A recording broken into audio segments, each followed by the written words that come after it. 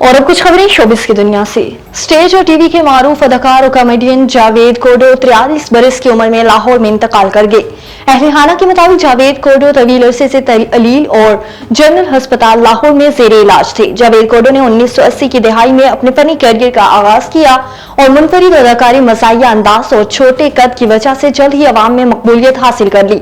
उन्होंने 150 से ज्यादा उर्दू पंजाबी फिल्मों, सैकड़ों स्टेज और ड्रामों और टीवी शोज में अपनी सलाहियत के जौहर दिखाए। अदाकार जावेद कोडो ने सोगवारान में बेवा, 2 बेटे और 1 बेटी छोड़ दी थी। बाकी गुलकार सोनू काकड़ ने अपनी मारूफ गुलकारा बहन नीता काकड़ और भाई टॉनी काकड़ से ताल्लुकात खत्म करने की तस्दीक कर दी।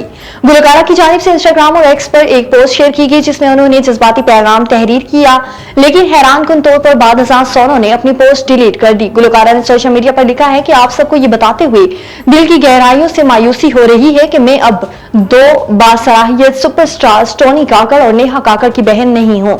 मेरा ये फैसला गहरे जज्बाती दर्द की वजह से है और मैं आज वाकई दिल बर्दाश्ता हूँ। आगे बढ़े, आपको बताएं कि बॉलीवुड की ब्यूटी क्वीन करीना कपूर की दुबई में अपने गाने चम्मक छल्लों पर रक्स करने की वीडियो सोशल मीडिया पर वायरल हो गई।